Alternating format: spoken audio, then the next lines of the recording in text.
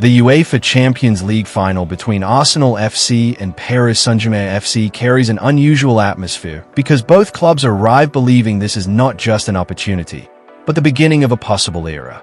Neither side looks like a temporary contender. Both have young cores, elite tactical coaching, and squads built to compete for years. That changes the psychology of the occasion completely. Around Arsenal's camp, there is reportedly a mixture of excitement and calculated calm. Mikel Arteta has tried to make preparations feel routine rather than historic. Training intensity has remained high, but much of the work this week has focused on repetition and automatisms, the patterns Arsenal rely on under pressure. Staff members know that Champions League finals are often decided by tiny positional details.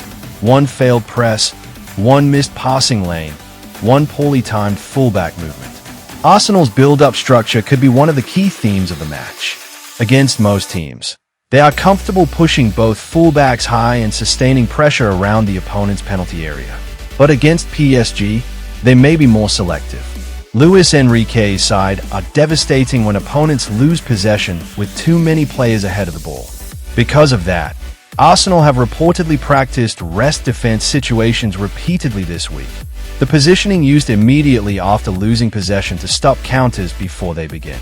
Declan Rice's tactical intelligence may become one of Arsenal's biggest weapons.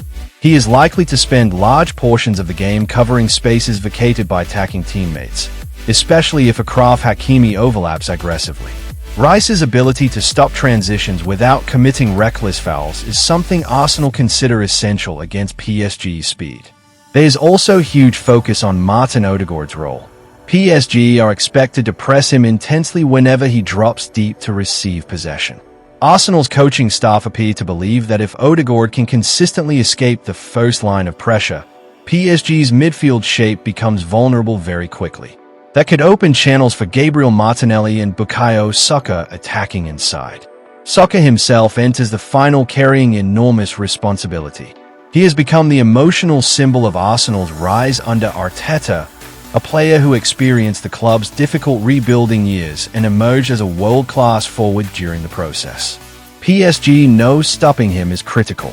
Expect Nuno Mendes to receive substantial defensive support whenever Saka isolates him one-on-one.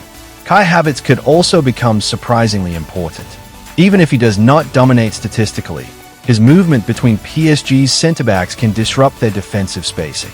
Arsenal frequently use Havertz not simply as a striker, but as a connector who drags defenders into uncomfortable areas before runners attack the spaces he creates. Set pieces are another major factor. Arsenal have become one of Europe's most dangerous dead ball teams under specialist coaching. Corners and indirect free kicks are carefully choreographed, and PSG are aware that conceding cheap fouls near the box could become dangerous. Arteta's staff reportedly dedicated significant portions of training to attacking and defending set-piece scenarios because finals are often decided by moments that look secondary before kickoff. Inside PSG's preparations, the tone has reportedly been confident but extremely focused. Luis Enrique has tried to reduce outside noise and media narratives surrounding the club's search for European dominance. In previous years, PSG often appeared emotionally burdened by expectations. This squad looks different, younger, more energetic, and less obsessed with individual stardom. One reason PSG have improved so dramatically is their midfield balance. Vitinha, João Neves, and Warren Zaïre give them technical quality, pressing energy, and tactical flexibility simultaneously.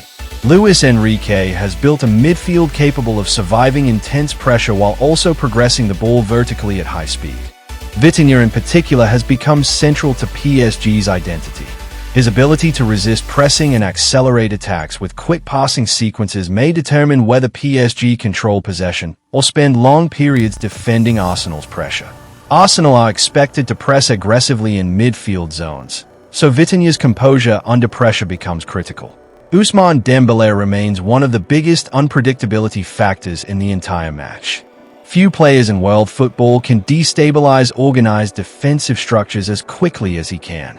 Arsenal may defend perfectly for long stretches and still struggle if Dembélé begins winning isolated duels repeatedly.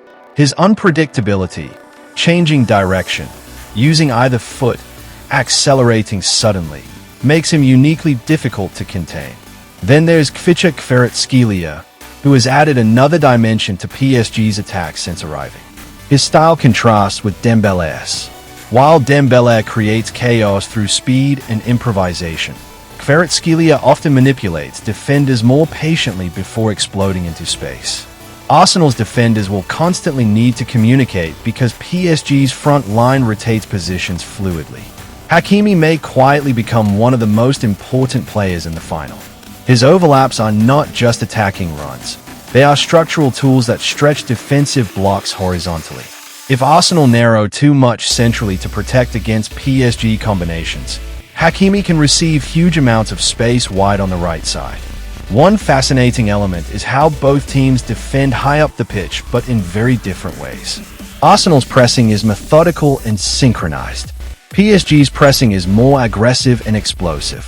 Arsenal tried to suffocate passing options systematically. PSG tried to force immediate panic and turnovers. Watching which press breaks down first could shape the entire rhythm of the match. The managers themselves add another layer to the story. Arteta has spent years constructing Arsenal almost piece by piece, emphasizing culture, discipline, and tactical precision. Players frequently speak about how emotionally demanding his standards are in training. Luis Enrique, meanwhile, has tried to make PSG less dependent on individual stars and more capable of collective suffering during difficult moments. In many ways, this final is a battle between two elite coaching projects as much as two squads. The emotional pressure surrounding Arsenal is especially interesting because of the club's history in Europe. Arsenal have experienced painful Champions League exits for decades and lost their only previous final appearance in 2006. Older supporters see this final as a chance to finally remove one of the biggest absences from the club's history. That emotional context naturally increases the pressure around the squad, even if players publicly avoid discussing it. PSG's pressure is different. They are defending champions, but there remains a strong desire inside the club to prove last season was not a one-off achievement. Winning consecutive European titles would completely change perceptions of PSG historically and validate Luis Enrique's restructuring of the squad after the superstar era ended. Another major talking point is depth. Both teams have benches capable of changing the match dramatically. Arsenal can introduce different profiles depending on game state. More control, more pace, or more physicality. PSG's substitutes can inject immediate speed and unpredictability into transitions. In modern finals, substitutes often become decisive because tactical intensity exhausts starting players mentally as much as physically. Analysts expect the opening 20 minutes to be extremely cautious despite both teams being naturally aggressive. Finals usually begin with emotional tension, and neither manager will want to concede first. The longer the game remains level, however, the more tactical risk-taking may increase. A single goal could completely transform the structure of the match. If Arsenal score first, they are probably comfortable controlling possession and forcing PSG to chase the game. If PSG score first, the match could become much more open and dangerous because Arsenal would need to push numbers forward, exactly the scenario PSG enjoy. There is also a symbolic aspect to this final beyond football itself. Arsenal represent a club rebuilt through patience, development, and long-term coaching continuity. PSG represent a club that evolved from superstar dependence into tactical sophistication and collective structure. Both paths are different, but both now look capable of producing sustainable success. That is why this Champions League final feels bigger than a normal European match. It is not just about lifting a trophy. It feels like a defining moment for two modern football identities trying to establish themselves at the top of European football.